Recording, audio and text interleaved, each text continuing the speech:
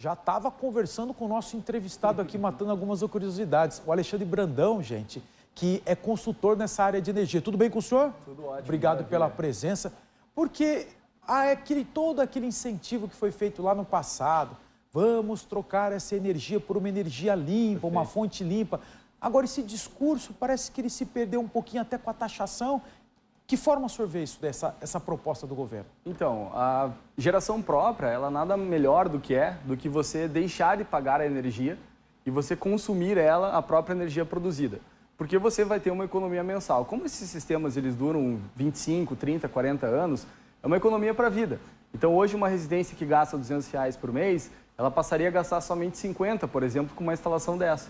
E essa economia de R$150 por mês durante 25 anos faz muita diferença, né? Então, não é só pelo apelo da energia limpa, mas pela economia que o cidadão também tem no bolso hoje, porque a nossa energia no Brasil é uma energia muito cara, né? Falando em economia, já que o senhor deu a deixa aqui, é um investimento que se faz, mas esse investimento se paga em quanto tempo, mais ou menos? Eu estou falando de residências, tá? Isso, perfeito. Geralmente, uma residência se paga um investimento médio de R$20 mil, R$10 mil. Existem fontes de financiamento para isso também, para quem não tem essa possibilidade de fazer essa implementação. E hoje em dia, poderia se considerar de 3 a 5 anos como retorno desse investimento. Entendi. Porque a energia da residência ela é bem mais cara do que a energia de uma indústria, por exemplo, que levaria aí os seus 5 anos para se retornar ao investimento. Numa residência, até 3 anos é possível se encontrar. E o que os clientes do senhor têm falado a respeito dessa proposta da ANEEL? Então, imagino que é só lenha, né? É verdade. Existe uma probabilidade muito pequena disso acontecer de fato, mas a gente até fala, né, que do Brasil até o passado é imprevisível, né? Então é difícil você prever exatamente o que vai acontecer nessa normativa, o que ela vai, né, e quais as mudanças que isso vão acarretar. Mas é interessante se pensar nisso, porque houve uma procura muito grande de energia nesses últimos tempos, justamente para o cliente poder se conectar naquilo que já existe, naquilo que já é previsto, né? E aí, com essa taxação, né, ou eventual taxação, né, isso é interessante de se pensar e discutir, porque o governo ele precisa ver isso de uma forma até um pouco mais holística, né? Se você for pensar em países mais desenvolvidos, já existe uma tendência do uso de baterias nas residências, e se passasse a cobrar energia para a rede, as residências poderiam utilizar baterias para poder acumular essa energia, não mandar a energia para a rede, e aí sim a rede ficaria sucateada, né? Então é interessante se pensar que até mesmo dentro de um padrão, de uma mudança regulatória, se a gente não analisar de forma holística, a gente pode ter consequências para o nosso sistema não previstos antes, né? Entendi. Deixa eu só colocar um pouquinho mais de molho nessa nossa conversa aqui. Vamos lá. Esse sistema, até hoje, ele é subsidiado, não é? Na realidade, o sistema ele acaba sendo utilizado, a rede, porque o que acontece? Quando eu produzo energia solar durante o dia, eu automaticamente produzo e consumo. Só que eu gero mais energia durante o dia para eu consumir durante a noite. E eu jogo essa energia para a rede e depois a rede me devolve.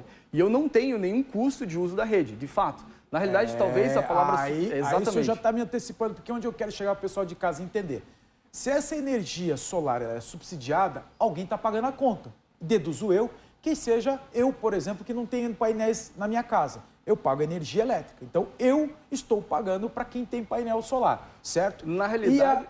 Na realidade, existe uma diferença nesse sentido, porque quando você fornece essa energia para casa, quando eu sou, por exemplo, teu vizinho e produzo essa energia, né, eu estaria dando uma energia também de forma gratuita. Então, no final da história, por mais que exista, sim, um subsídio, esse subsídio, no final das contas, é compensado. Porque quando eu produzo, eu também estou subsidiando uma energia mais próxima da tua residência. Então, no final, no balanço das coisas, na realidade, uma coisa acaba compensando a outra. É que eu queria chegar lá porque não haveria uma espécie de justiça ao cobrar, ao taxar esse tipo de utilização, porque, afinal de contas, todo o investimento na rede foi feito para que, lá na ponta final, a pessoa receba essa energia elétrica. Não é verdade? Por isso que essa discussão é pertinente. Uma pequena taxa disso, sim, seria justo. Não o que está sendo proposto, né? Porque o que está sendo proposto é basicamente retirar 60% do benefício da geração. Né? Então, se você for considerar 10%, 5%, aí sim seria justo. Agora, hoje estão sendo cobrados, né, a proposta muito mais daquilo do que seria a justiça. E de onde o senhor está tirando esse índice? De outros países onde essa legislação já funciona dessa forma? Só para eu entender. Perfeito. Em outros países, essa fonte de energia até ela foi muito mais incentivada do que no Brasil. Né? Porque no Brasil existe sim essa questão de não pagar pela energia enviada pela rede, só que de toda forma, nos outros países há até um incentivo fiscal, eventualmente até nos Estados Unidos, que se dá dinheiro para você instalar, o próprio governo dá dinheiro, a Alemanha também paga para você, né, ou até então pagava energia para você produzir. Então lá sim existiam subsídios. No Brasil isso basicamente é uma conta de empréstimo e devolução, né? Eu vou aproveitar aqui, já que a gente está tratando desse assunto, e mostrar aqui no telão do Paraná no Ar a Universidade Federal do Paraná, que está inaugurando a maior usina solar fotovoltaica, que fica no estacionamento aqui da Federal.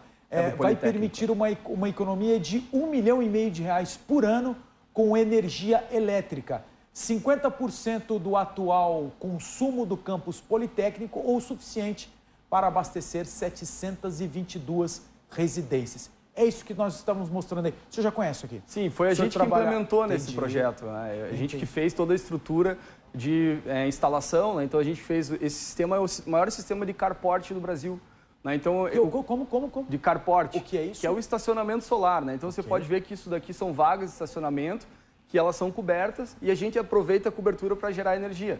Então é um sistema muito inteligente, porque você aproveita o espaço, gerando vagas cobertas para quem está na universidade e ainda você produz energia, né, que hoje até nessas reduções de incentivos nas universidades, isso é muito interessante. Né? E uma pergunta que eu vou fazer para o senhor, que é uma pergunta de leigo mesmo, tá?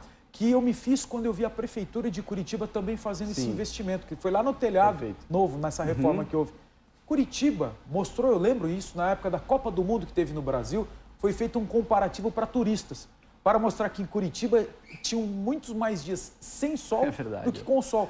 Curitiba é uma cidade que, pelo menos naquele ano, foi muito mais nublado do que Londres, que tem essa fama total aí de não ter sol. E aí, funciona? Sim, isso é interessante se pensar, até a tua pergunta é muito boa, justamente pelo fato de que a energia solar ela não depende do sol direto. Né? Então, é a luminosidade que faz produzir essa energia. Então, a luz, por isso que se chama fotovoltaica, né? Pelo foto da luz. Então, qualquer incidência de luz é possível se gerar energia. E gera muito bem. Até a gente tem um sistema no aeroporto Afonso Pena, por exemplo, que lá também é sempre nublado. E mesmo assim gera bastante energia, porque eu só preciso da luz. Eu não preciso necessariamente do sol direto. Né? Outra curiosidade, esse investimento aqui se paga em quanto período? Foi feito esse cálculo? Então, esse investimento da universidade foi feito com recursos da ANEEL. Então, basicamente, esse sistema foi feito de forma gratuita, a fundo perdido para a universidade.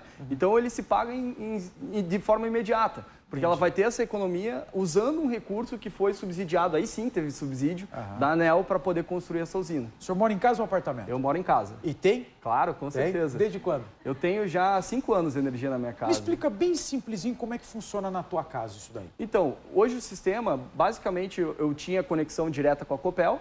Eu faço a instalação dos módulos e do inversor. O inversor é quem converte essa energia. E esse inversor eu conecto isso na minha eletricidade de casa. E aí minha casa passa a consumir essa energia gerada pela energia solar e toda a energia que eu não consumo eu jogo para a rede e eu acumulo isso como créditos e depois a Copel me devolve isso gratuitamente no final do mês. Então no final da conta, minha conta lá era R$350 por mês de energia, hoje eu só pago 50.